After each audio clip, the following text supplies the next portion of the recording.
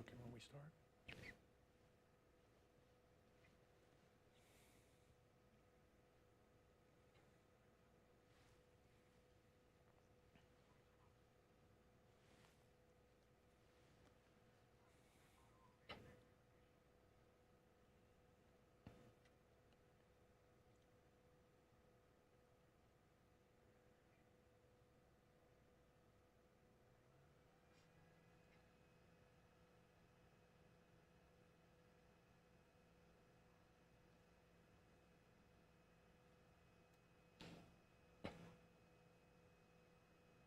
Vegas Nation Gameday Live, sponsored by South Point Sportsbook.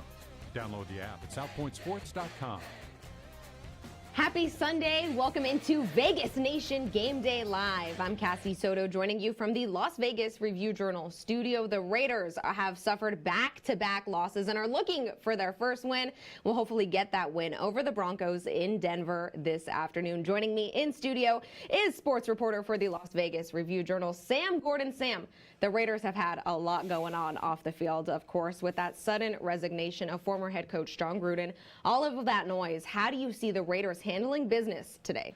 Well, it's an unprecedented situation, Cassie, that the Raiders are dealing with. Normally, when there is an interim coach or a coaching change during the season, it's because the team's not very good. It's not because of something like this, not because of emails that have been discovered and whatnot. So, with that said, the Raiders are 3-2. Their entire season is still in front of them. They've proven that they're capable of beating good teams, beating the Baltimore Ravens in Week 1, and now it's about getting back on track. I think there's one of two ways this thing can go. You can either see this galvanize the Raiders, and then they rally around Rich Bisaccia, the new interim coach, and what he brings, or it could derail them. We don't know. It's unprecedented. We've never seen anything like this. So it's a big opportunity. 3-2 teams, both looking to get back on track. Obviously, a lot at stake for the Raiders, a lot at stake for Denver, and it's going to be a fascinating matchup this afternoon in the Mile High City. Yeah, you mentioned both teams 3-2. Well, both teams started out the season 3-0. Very different 3-0s depending on who you ask, which fan base you ask. But each team is very hungry for a win today. Isn't that right? Yeah, Sam? they certainly are. Especially you look at what's going on right now in Baltimore with the Chargers, the first-place Chargers struggling. Somebody's going to be 4-2 today and possibly tied for first place in the AFC West, a super competitive AFC West. So this is a huge game for both teams. You look at the Broncos, Teddy Bridgewater stabilizing what they do offensively. He's been fantastic this year. Very good team running the ball, top 8 in yards per carry, while the Raiders are bottom 8 in defense, rushing defense, yards allowed per carry. So it's a fascinating matchup. It's going to be a tough place to play. We know that this is a big rivalry game. It's always a fascinating matchup with these two, and I'm looking to see if the Raiders offense can get back on track in that thin air up in Denver. Well, speaking of the Raiders offense here, let's go ahead and get to the Raiders injury report. The Raiders have activated backup quarterback Marcus Mariota. When you look at the short yardage situations that the Raiders have been in and not very successful, how does Marcus Mariota being back help them out there? Well, he's huge. I mean, we saw what he was capable of in that opener, right? In a short yardage situation where the play got injured, runs 35 yards down the field and sets the Raiders up in prime position. Having somebody with his skill set on those 3rd and shorts, those 4th and 1s, you can run some zone read stuff with him, some RPO stuff. He's a more than a capable passer. It's not just a wildcat situation when he comes in the game, Cassie. This is a big-time quarterback who's made big throws during his career. Not what we thought he would be coming out of the draft 2015, but still has a very, very unique skill set that the Raiders will be wise to tap into. I think we're going to see him in packages a little bit throughout the course of the game, but it's not just about today. It's about having him throughout the course of the season. He's definitely a weapon and a dynamic player. There's nobody like him on the roster with that skill set. Yeah. All right, well, let's go ahead and toss things out now to our Vegas Nation crew in Denver. It's Heidi Fang, Ed Graney. We're here at Empower Field at Mile High Stadium, where the Broncos and Raiders rivalry is all but alive. And this thing, it stems back years and years ago, starting with Mike Shanahan. What do you know about that end of the rivalry? I know he's going into the Ring of Fame today, and there's no other opponent he'd like to go in other than the Raiders. Heidi, at one point, he and Al Davis hated each other so much, Mike Shanahan had quarterback Elvis Grbac throw a football at Davis's head.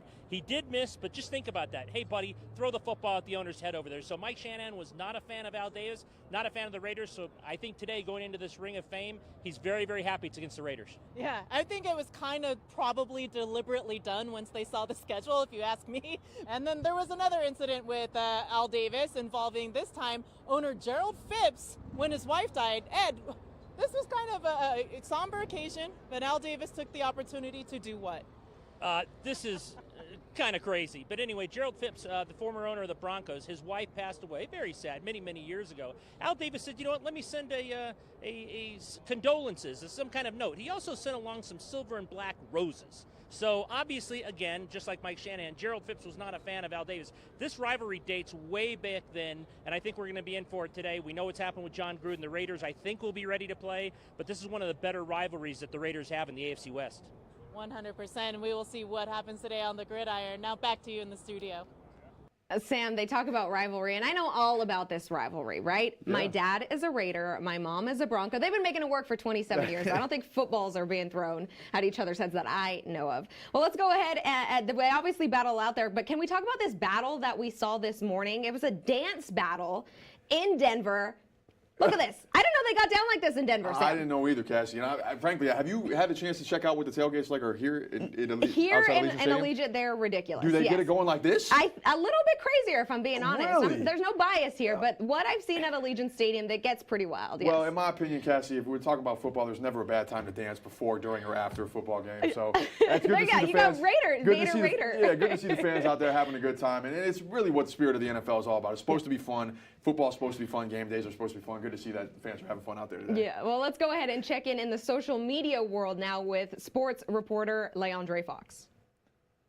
That's right. Let's go ahead and take a look at some social media. There was some football played at Allegiant Stadium last night. Not Raiders, but let's show UNLV some love. A tough loss to Utah State, but let's check out the slot machine celebration in the end zone with the 702. I am here for this celly. We need this for Raiders games. Who cares about taunting penalties? And then we have some Raiders in the community this week. KJ Wright, Alec Ingold, and AJ Cole stopping by Opportunity Village and meeting with clients and staff, donating $50,000 to support their pre-vocational services department. Opportunity Village is a nonprofit that provides for men and women with intellectual and developmental disabilities. And the Raiders have been actively involved with Opportunity Village since their relocation to Las Vegas was announced. And Josh Jacobs was mic'd up for the Bears game last week. Interim head coach Rich Bisaccia going into protective father mode during pregame. Everybody good? Yep. Now look over there. Give my daughter a stare down with her new boyfriend. Yeah. It's my new boyfriend. Give him a stare down, man. Yeah, let's get it. Smile on your face and a love in your heart. Pride. 1, 2, 3. Pride. You know that's what the boyfriend looked like. Like, wait, who's staring me down right now? 100%. Yeah. 100%. I don't know how you can't be rooting for Rich Bisaccia after hearing that. Bisaccia, almost 40 years of head coaching experience under his belt. But he does admit, Sam, that he doesn't know everything, and he's going to rely heavily on the veteran coaches and players around him to help guide this team to victory. Yeah, certainly. And just because Jon Gruden's gone, like I said, Cassie, plenty for the Raiders to play for. And what an opportunity for Rich Bisaccia. Like you said, more than 30 years, nearly 40 years of coaching experience, finally getting his opportunity to be an NFL head coach. What an amazing opportunity. He's going to have 12 games to show ownership, to show management that he's the guy for the job. We're going to see how the Raiders rally around him. Everything we've heard from players throughout the course of the week, and even guys, you see quotes and interviews from teams around the NFL that this guy has leadership, the right mettle, the right stuff to galvanize this team at this certain point in time. So it's an unbelievable opportunity for him, not just this season, but moving forward as well. And we're going to see how the Raiders respond to him his first day out. So far, it looks like they can have a little fun with him, and that's good to see. Yeah, Definitely let me get your see. final thoughts here. How do the Raiders, as you said, put this week behind them,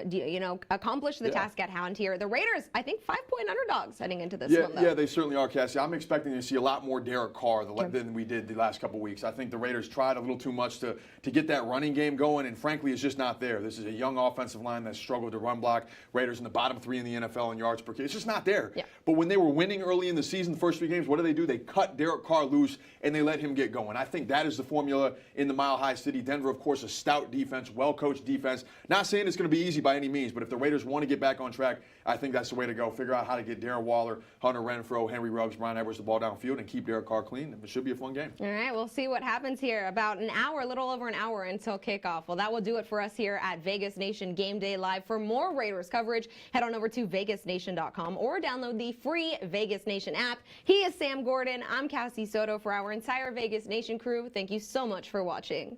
Vegas Nation Game Day Live, sponsored by South Point Sportsbook. Download the app at southpointsports.com.